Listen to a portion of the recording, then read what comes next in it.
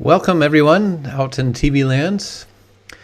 This is the second keynote of the 2020 AI Music Creativity Conference, and it is my distinct pleasure to welcome Johan Sundberg to give this keynote. You'll see behind him an organ that he built in his youth. It's a lovely looking piece of equipment. So Johan Sundberg received a PhD in musicology from Uppsala University in 1966 for a dissertation on the acoustics of organ pipes. After that, singing, voice, and music performance have been his main research topics. He's written several seminal texts in the field of voice science and music acoustics. He led the Music Acoustics Research Group at the Royal Institute of Technology, KTH, Stockholm, from 1970 to 2001. He is currently Professor Emeritus in Music Acoustics at the Speech, Music and Hearing Division at KTH and has a part-time position at Stockholm University in Linguistics Department and University College of Music Education in Stockholm. Welcome, Johan. Thanks again for staying up late to give us a wonderful talk on analysis by synthesis. I will try my best and share the screen and talk about analysis by synthesis, which I have found to be a wonderful tool in difficult areas, research areas. The start was, as Bob mentioned, an obsession with organs, and that caused me to study musicology, and my thesis project was to write a study of an organ builder. And I looked at the literature, how organ timbres and organ characteristics were described, and it was in terms of moonshine and silver and glitter and such things. So actually I panicked and thought that this was not science, that was unscientific and poetic rather than scientific. So that caused me to run into contact with Gunnar Fant at the Department of Speech Communication at the Royal Institute of Technology, and there I met Björn Lindblom, phonetician and jazz pianist, and that then caused me to be interested in synthesis of compositional style and a generative grammar of nursery tunes that I will talk about first. That was studied in the 60s, and the strategy of this analysis by synthesis strategy that we applied looked like this. We had reality on one side and the scientists on the other side, and we made observations on the reality of the nursery tunes, and then we thought about it and formulated some hypotheses, and then we integrated them into a theory that made predictions, so we could compare the predictions with the observational data and have a research loop, and we could take the difference between the data and the prediction and put this into our brains and revise our hypothesis and make another loop here, and as long as the data were significantly different from the predictions, we need to make another loop. But eventually the data and the predictions were reasonably similar, so we thought that then we had knowledge. Okay, so how did this happen now?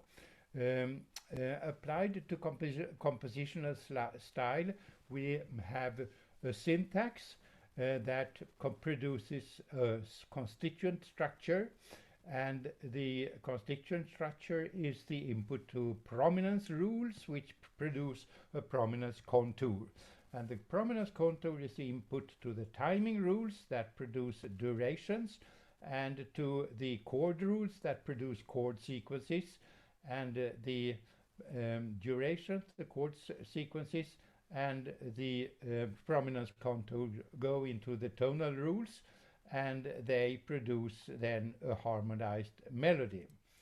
So let me go through a bit the process here and play you some example towards the end. So this is some observations. We looked at the 8 bars and looked at what happened and what didn't happen in the different positions in the 8 bars. So for instance, long tones and quarter note followed by pause, they occurred in the second, fourth, and sixth and eighth bar, and short notes did not occur in those bars. So that was a regularity. With respect to the chords, the harmonies, we found an introductory chord, a chord that was followed by some quite different chord, not the tonic and dominant, but far away. And the target chord, that was a chord preceded by its dominant, occurred in the end of all 8 bars. Anticipatory chord occurred in these bars and not in the final in the end of the 4th and the 8th bar, and non-chord notes and so on. So there was a regularity, and it suggested that the bars were treated in different ways in these Alice Tegner's 8-bar nursery tunes. Okay, so then we brought our rule system to a test, and I will now generate what the rule system generate, and the test number 1 was to find out if the system could generate a known melody of Alice Tegner. Okay, so here's the constituent structure. It is a completely symmetric structure with an opening phrase and a closing phrase, and the opening phrase, both these phrases consist of 2 subphrases, and the subphrases consist of some 2 bars, and then the bars contain 4 quarter notes and so on, which, and pairwise we call them verse feet. Okay, so that is the basis for the constituent structure, and here we then computed a prominence contour by putting parentheses around each constituent. So let's go backwards here and say that the period is one constituent, so it has a parenthesis, and the phrase is another constituent, so that has also a parenthesis, and subphrase and feet and beats and so on. And then the process is to erase the innermost parenthesis, and this is taken from the generative grammar of language, Chomsky and Halle. If number 1 appears in the same parenthesis, one of them is kept and the other one fall 1 step, and this is then repeated, and what you see at the end is the constituent structure with 4 5 4 5 4 5 3 5 4 5 4 5 4 5 2 5 and so on. Okay, now this is the input then to the metrical system, and the input is then the series that I just recited, and then first we decide what the sequence pattern is: A B A B A. Okay, so that is the 8 bars, and that means then that those bars, A bars should have the same metrics and B bars should have a different metrics pattern of tone durations. Here we have borrowed a rule from the verse science, and that is to erase the weakest part of the last bar, the Catalex rule, and then we have insertions of extra notes dividing these 5 prominence into 2, and then they fall by 1 step. And then dotting was not used in the melody that we are hunting here, and then we do the copying according to the sequencing, and then we have the metric schedule, bam pidi dum bam ba da da da dum bam, and so on. Okay, now the derivation of harmony was a deletion of notes with prominence equal 5, first step, so we had a bit fewer chords than for each quarter note. and then deletion of the prominence number 4, and then we end up with 1 chord per bar, and then introduction and target chords. Here is an introductory chord, and then here is a target chord, and this is another target chord, målton in Swedish. Extended introduction didn't appear in this melody, and harmonic function, then introductory chord, resting chord, and dominant, and target chord, and so on and so forth. It's a completely mechanical pathway to go through these rules, and at the end you come up with chord functions, tonic, subdominant, parallel of subdominant, dominant 7th, and so forth. Okay, and well, this is then the actual chord sequence, and now this is now the derivation of a harmonized melody, and here the input is the prominence structure and the metrics and the chords, and then we apply the sequence patterns, and then we could add suspension tones in certain places. H means a member of the chord, and non-chord notes mean is the opposite of the chord notes, of course. Okay, we have a very important rule that says that if you have 2 set tones, then you are not allowed to set the intermediate tone beyond the range between these 2 tones, adjacency principle. And then we have the sequencing, and then we could add the short notes, passing and auxiliary notes, and at the end we ended with this. Pam pi di dum pam pa da da di di di di di di di di di di dum bum pam pa di dum pam pa di da di da da di di di di dum pam pa pa pam. And you note that the lines here are both upwards and downwards. Upwards is what the rule system generated, and downwards is what Alice Tegner preferred.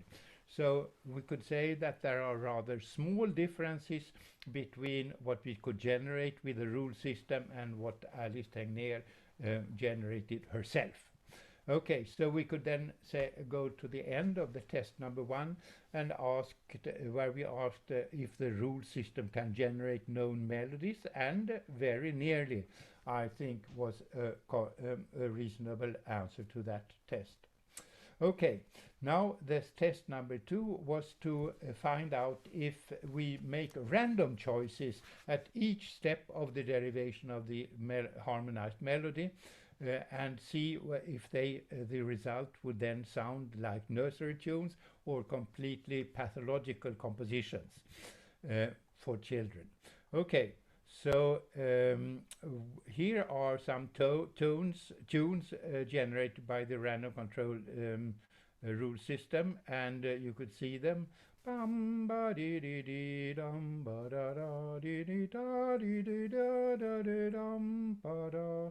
Dum ba di di di da di di da da da da da da da da di dum ba dum, or bum bum boo di do di dum ba di da dim bum ba di da di dum bum ba di da di dum ba di ba bum bum bum ba di da di dum bum bum, and so on and so forth. You could listen to. We gave them these melodies to jazz pianist Bengt Hallberg and asked him to make an arrangement of them, and here you could hear how he sounded when he played it on the piano.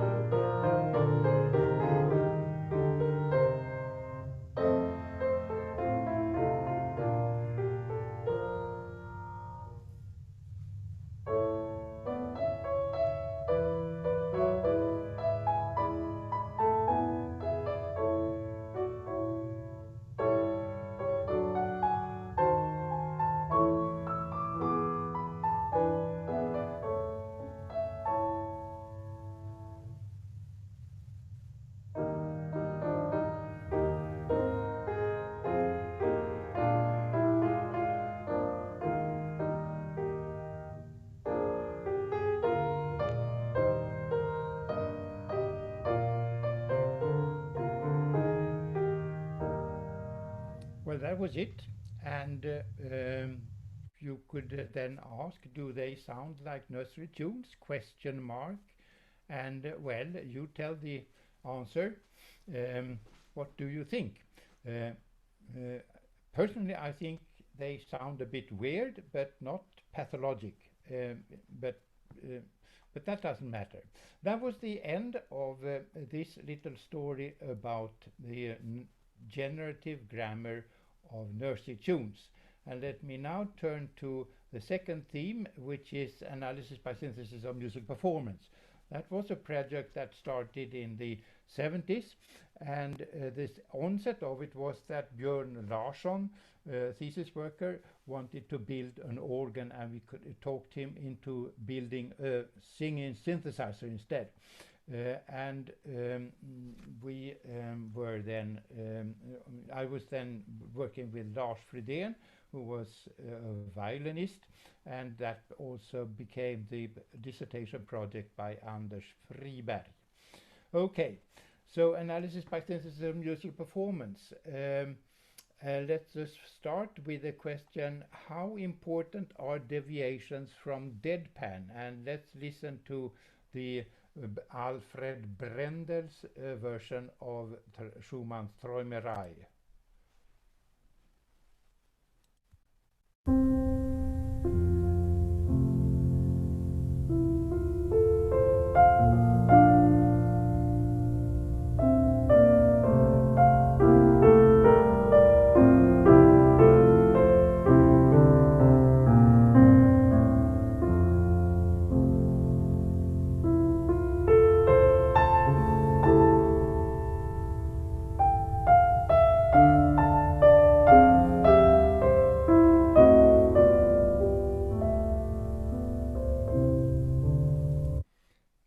Let's compare that with the deadpan performance on the piano sampler.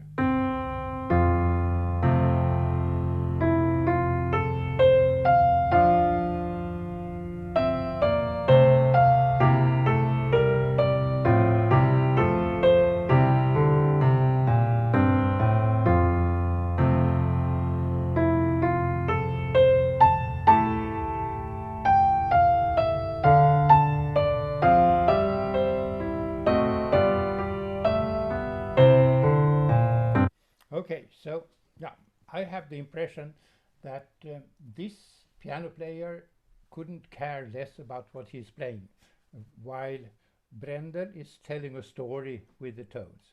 Okay, so we could say that performance is of course exceedingly important in order to make music interesting to listen to.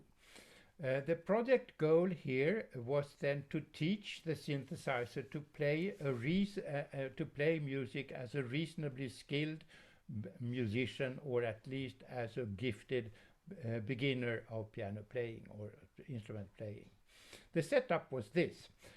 We had my colleagues Rolf Karlsson and Björn Granström.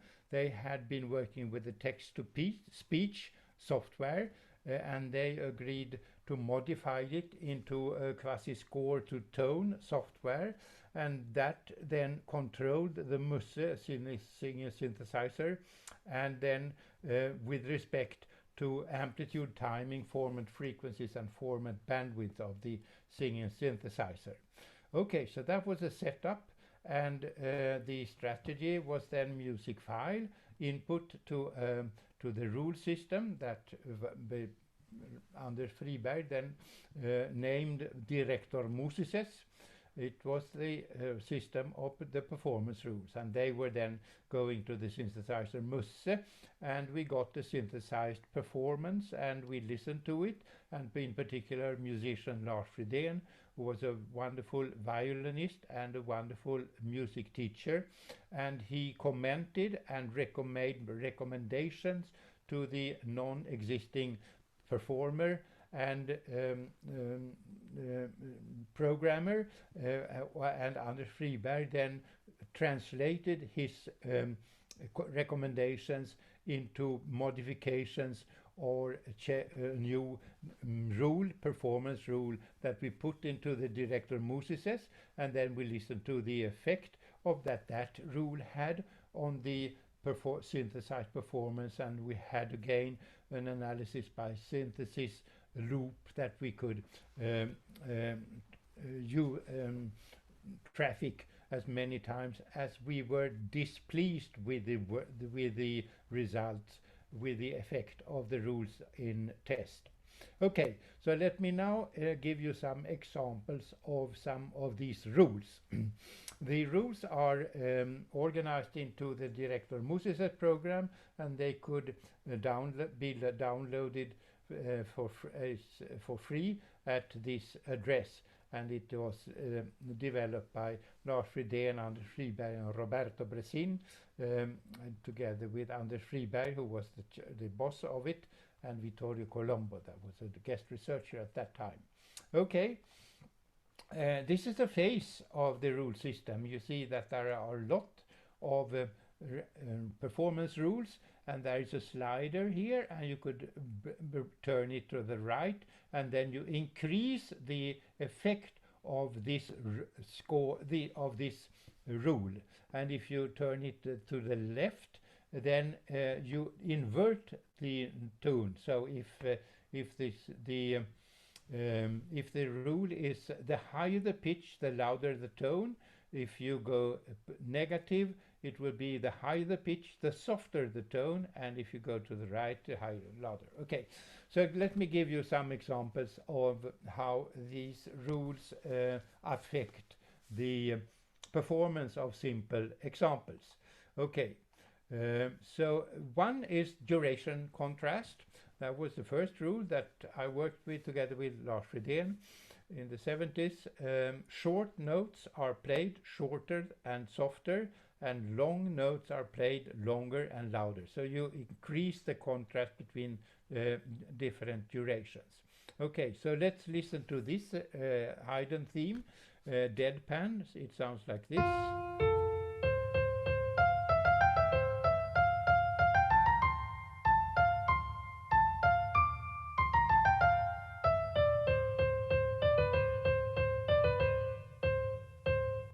And then with exaggerated duration contrast.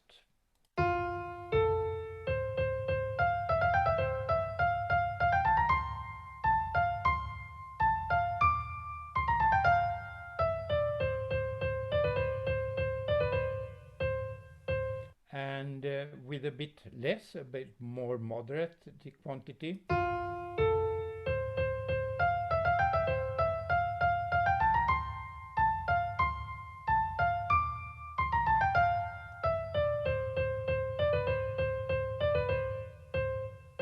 And I think we could also invert it.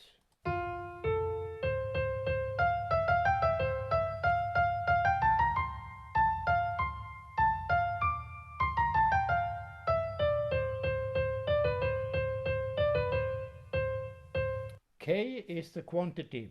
So the positive quantity slider to the right was 2.2, and if you do the same thing but negative, you get a completely pathological performance. Okay, next example is pitch contrast. The higher the pitch, the sharper the intonation. Deadpan example.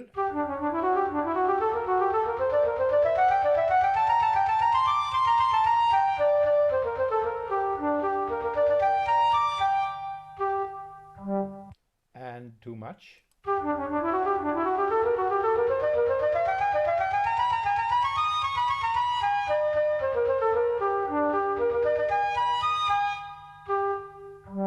And then moderately.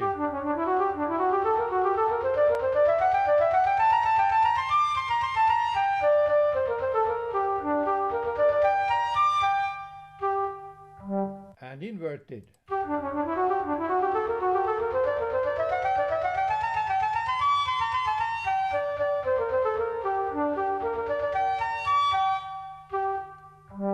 Yeah. Again, the inverted sounds so impossible, and the moderate, in my ears, sounds quite convincing, or at least possible. Okay, next thing is the melodic charge. and that was an invention of Larf Frydén. He said that different scale tones are differently melodically charged.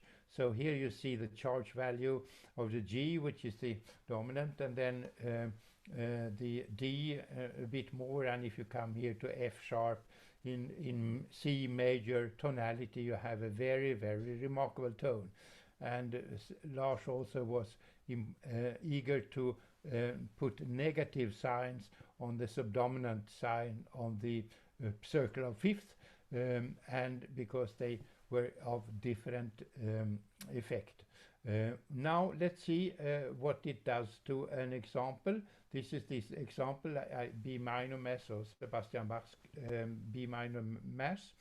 And here you see the melodic charge here is quite high on this C sharp, and then it goes down to the F sharp and C sharp, and so on and so forth. The rule says now that the melodic charge determines the duration. The deviation from nominal duration depends on the melodic charge. The vibrato amplitude also, and the amplitude of the tone, the loudness of the tune also. So let us listen to a deadpan performance of this example, and this is it.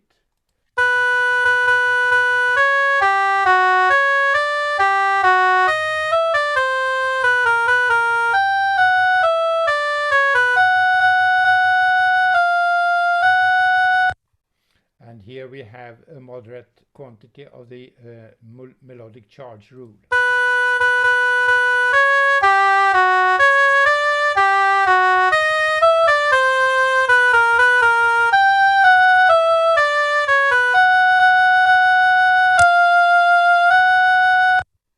Okay, and then the melodic charge has a cousin that is called harmonic charge, and that is how exciting the chords are in their tonal context. So the dominant of the dominant is much more remarkable and has a higher harmonic charge than. So you may ask, how on earth did we arrive at these values and these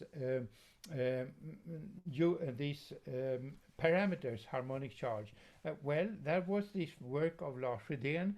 He was finding that you can't play that tone in that context unconsciously. So you must mark it because it's a bit rather remarkable tone. Now let me play you an examples. The rules are like this. The amplitude the amplitude of the tones are dependent proportional about the change, the derivative of the harmonic charge. So if the harmonic charge is increasing, you do something, and if it is decreasing, you do something different, and also the tempo. Let's take this Schubert unfinished symphony, where you have a quite interesting shift. It is D here, and then you come to D sharp. So it is a very remarkable harmonic charge event that happens there. Deadpan first.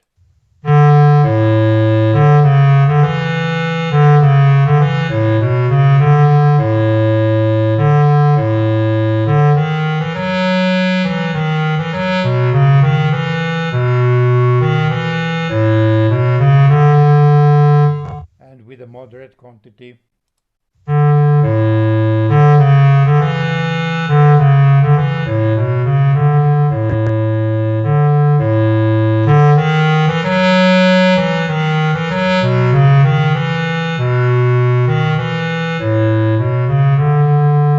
And inverted.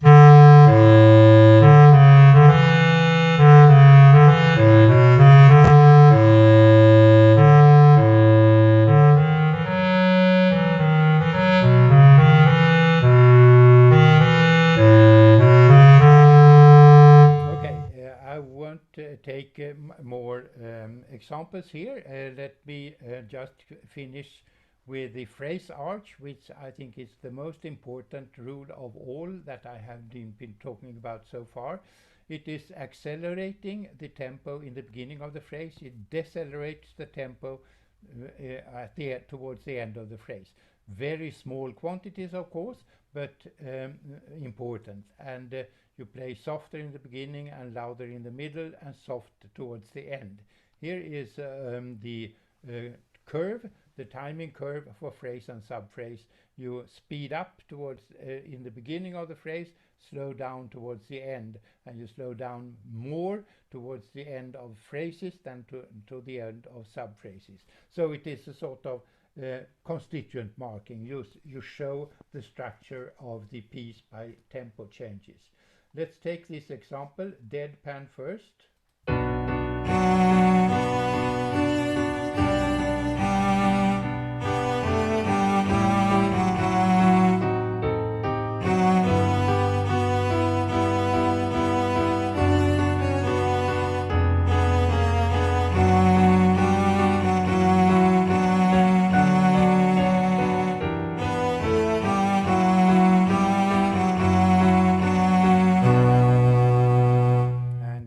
Take also the moderate quantity.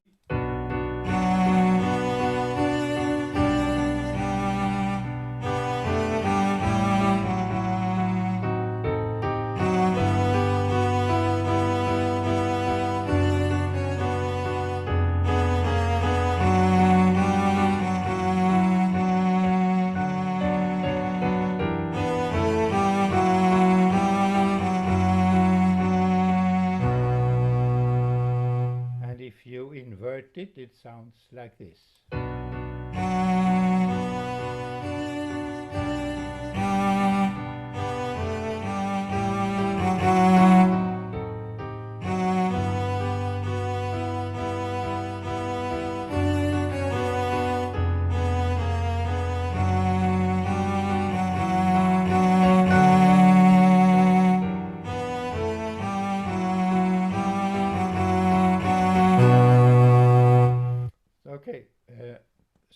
Okay, that was it.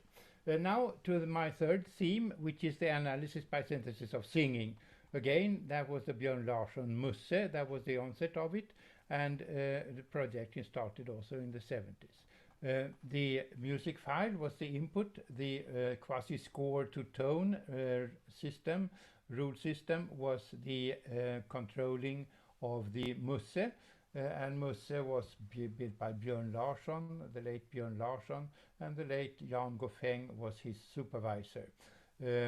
Synthesized singing was the output, and we could then present that to listeners, and we then reacted to the performance, and reactions were the input to the rule system. So we had again the analysis by synthesis loop that we could used to improve the rules, this quasi-score to tone program. Some examples again. Madde sings Panofka Vokalis, deadpan.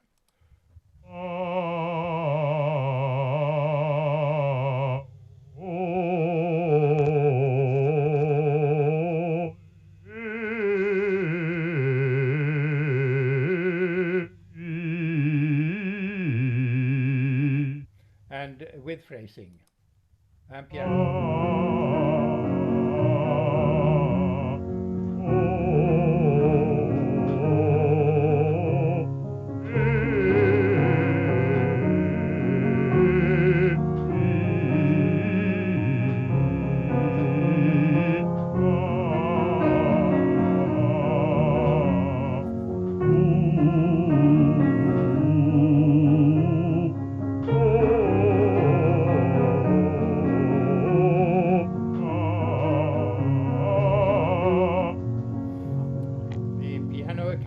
Was added manually after, and but the singer synthesizer was the synthesis was then processed not only by with some phrasing rules also. Okay, actually I did a little joke with this. I falsified my name and sent this recording to a choir leader in Stockholm and said that my name is Gregor Smedman and this is my voice, and do you think it is worthwhile for me to come and sing for you, to be a member of your choir?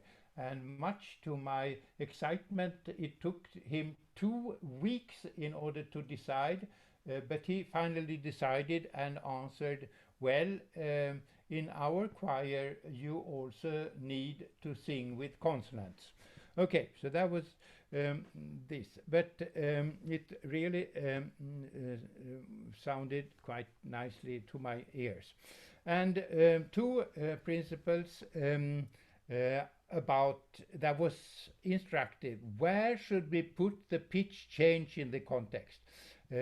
We could put it at the beginning of the new tone or during the transition between one tone and another. So you hear this example with pitch change on the beat 3 times, and then pitch change before the beat on 3 times. La la la la la la la la la la la la, and before the beat. La la la la la la la la la la la la, which was quite a clear case to my ears. And singing coloratura. Coloratura, what is the relevance of measurements that you could do?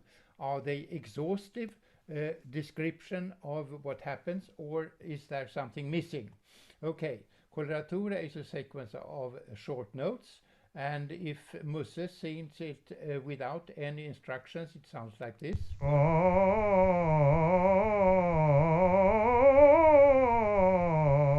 If you look how a professional singer does it, you see that each tone is he does an overshoot of each pitch in the sequence. And if you then apply a rule that says that MusES should start the fundamental frequency at target -1 semitone and shift to target +2 semitones at the middle of the following note, then you get this result.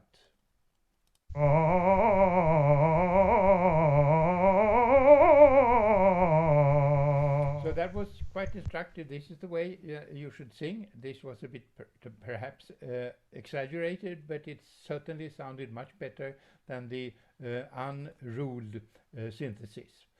The tenor chorister, MusES is here accompanied by a double bass and a keyboard manually played, and this is how it sounds.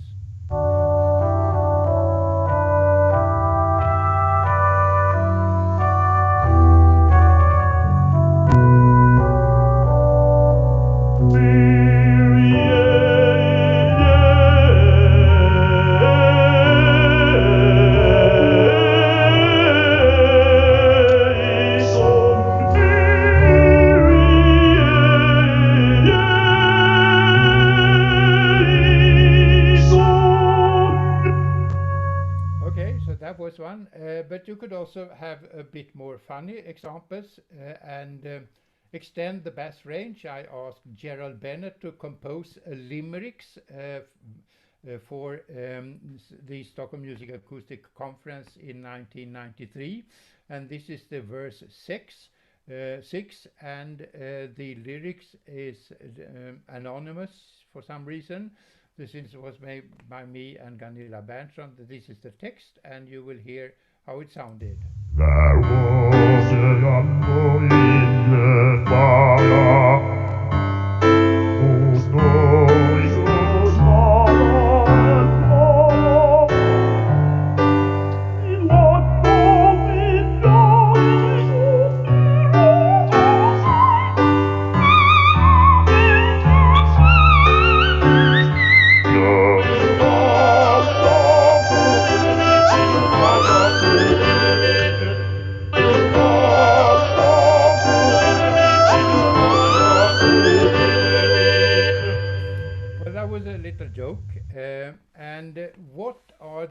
lessons that we have learned from this analysis of by synthesis on music performance, compositions, and synthesis of singing? Well, I think it is obvious that the deviations from a nominal score are very essential, but they must be meaningful. That is crucial into in music performance. Analysis by synthesis is a very fantastic help to identify and name crucial parameters for the shaping of the performance. And some crucial parameters are then the constituent structure that guides the grouping, which shows where the structural boundaries are and what events belongs together, grouping tones together. And then differentiation, exaggerate difference between tone categories. That is the higher the sharper, and emphasize remarkable events, for instance, by melodic charge, and importantly, de-emphasize trivial self-evident events in the music. Emotional coloring is obviously an important part that we have not included, although there are some emotional colors that enters into the performance according to what we think by the simple applications of the rule system. Okay, and analysis by synthesis has the advantage of helping to identify important all the parameters, although we don't know the name of them. We never heard it, but you could see that something is missing, and you could then analyze it, such as melodic charge and harmonic charge, and then you could introduce them and see how they should be affecting the performance. And it is important that it is sufficiently to merely recognize the expressive effects. You don't need to have a name for it or to know it systematically at the beginning, but you get to know them as you work with it, of course. The synthesized performance is demonstrated the relevance of melodic and harmonic charge, and interestingly, that was independent of the reality of the melodic and harmonic charge. Because look at this, here is the melodic charge, and here you have the Krumm-Hansel and Kessler mean rating of the goodness of continuation. So they presented a melodic context, and then they presented a probe note and asked listeners how good is that probe note as a continuation of the melodic sequence. And then they got mean ratings that were highly correlated with the melodic charge. The same was true for the chord. Here there was a chord cadence and then a probe chord, and that was rated with respect to how well it suited as a continuation of the cadence. And here again you have a nice correlation between harmonic charge and the Kessler, Krumm-Hansel and Kessler mean ratings. So that made us very happy. You could also get information about the acoustic code. Of course you do with that by working with analysis by synthesis of music performance, for instance. So Viverillo and I made careful measurements of how the tempo decreased during performance of motoric Baroque music, and this was the decrease of the tempo, the slowing down of the tempo towards the end of the piece, and this is the normalized time. So here is the end chord, and here is the onset of the final ritardando.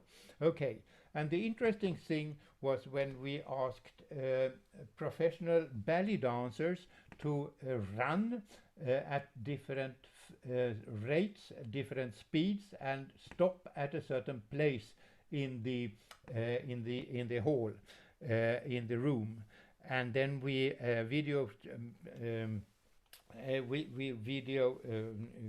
recorded them, and then we looked at how the normalized body speed was slowing down towards the end of the running when they reached the target. And this was the result. It was almost exactly the same curve as for the final redondo.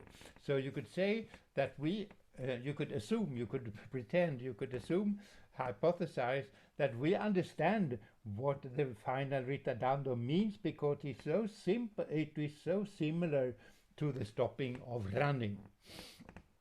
Well, how discouraging are negative results in working with analysis by synthesis?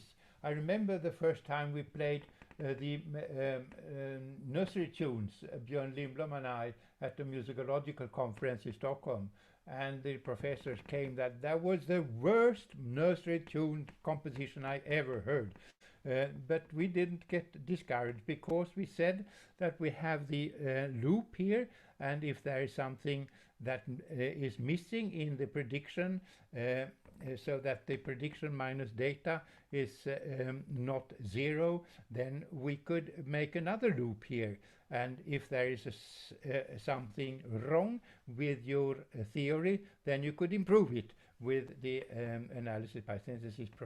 And this is the same with the music file director, musician and synthesizer, and the synthesized performances, because you could make a loop until you say that it is good enough.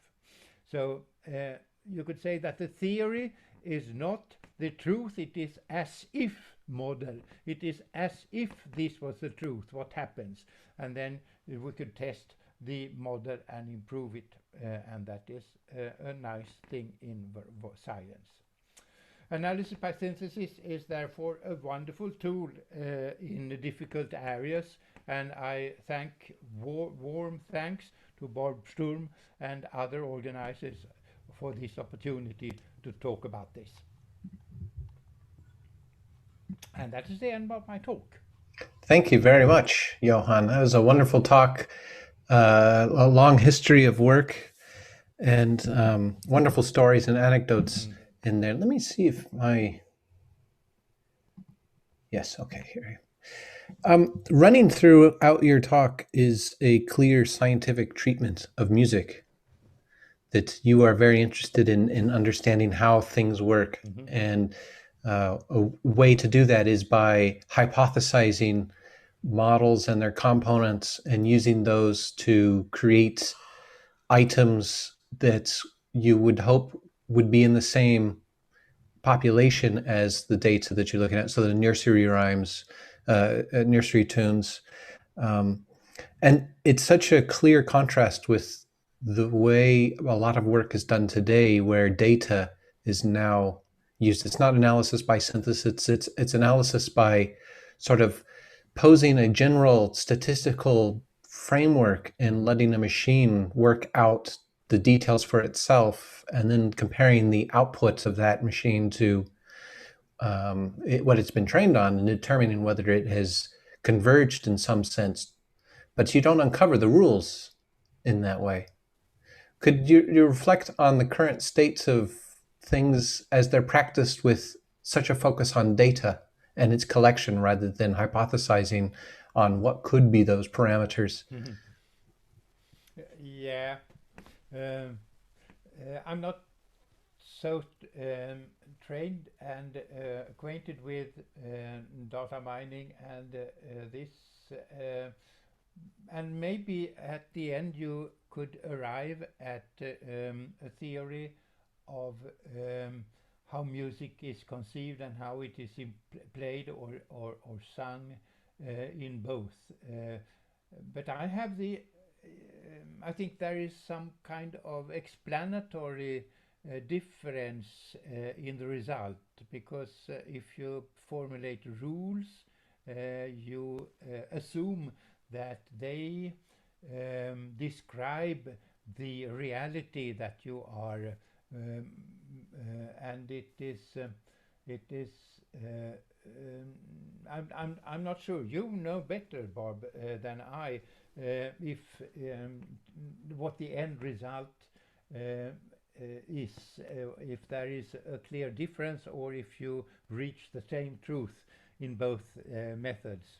Yeah, for myself, even though I've created a program, for instance, that can create jigs, Irish traditional music that would I heard them through the fool wall. Yeah. it would fool experts into thinking it was real. It's very unsatisfying because I don't know what's going on in the machine. It's learned some syntax somehow from 20,000 tunes, but it's not clear what it's learned to do and what knowledge it's picked up. It's just a parlor trick, in my opinion.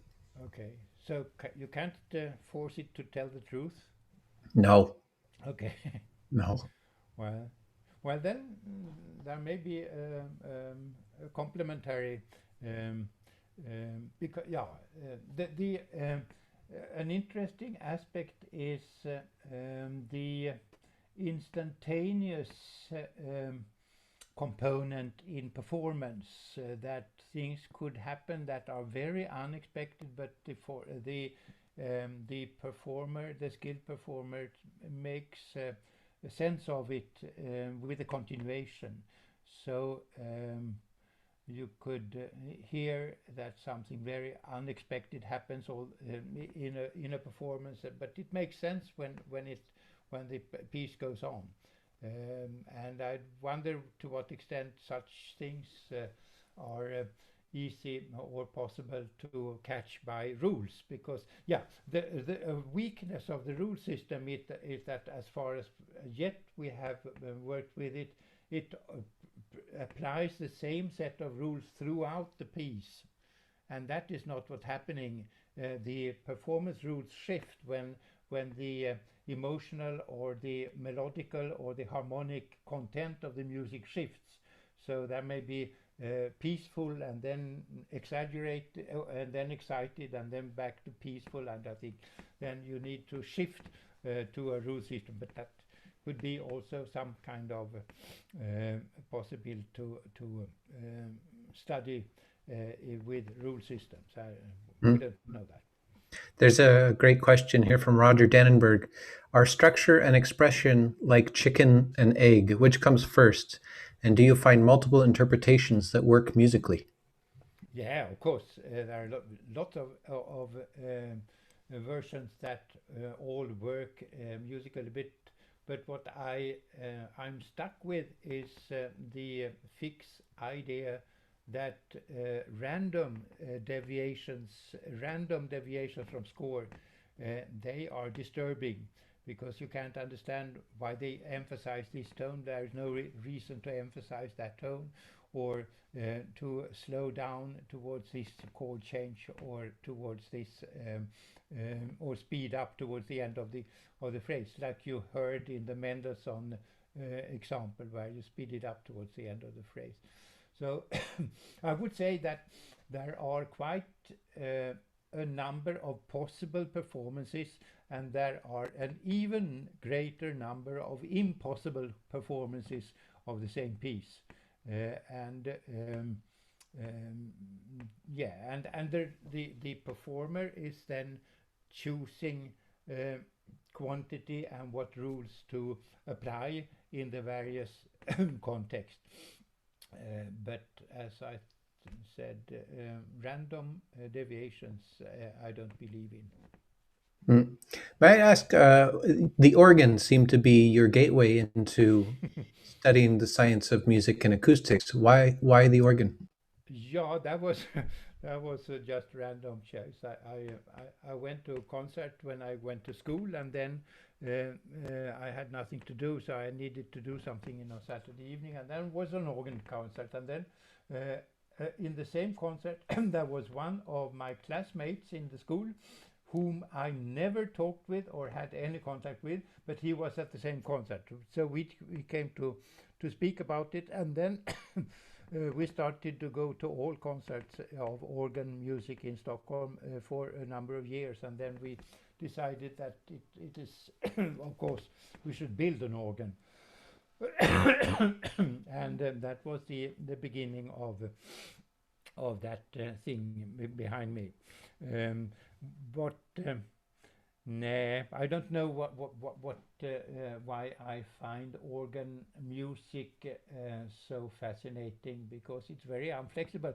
But it has been evident that Well, the only thing you could do with an organ performance is to change the timetable. You can't do very much more. Continuous change of other things is not part of the organ idea. So it's the spreading and the appreciation, the general appreciation of organ music shows the huge importance of the timing, the deviations from nominal durations in the score. They are very expressive, and you could make music by only using them in performings. There's another question from Iris. Do you think higher order rules or rules of rules might help in creating more realistic results? Yeah, I think so. Yes, yes. I think, as I said, that you must, the musician must sense that this is an wild, exaggerated, no, excited passage, and then we come into a very peaceful and non-dramatic event, and of course the performance must reflect that. It is very clear in the vocal performance of the leader repertoire, where the text is shifting from one verse line to the other, and you have to be there with your voice in order to color accordingly. And that I think is a higher level rule that should take care of that. Well, thank you very much for delivering this very wonderful keynote, and I hope you stay safe and healthy, and hopefully I'll see you in the office soon. I hope so too, and thank you so very much for this opportunity. It was lovely to dive into these old things again. Thank you very much. Thank you. Good night. Good night.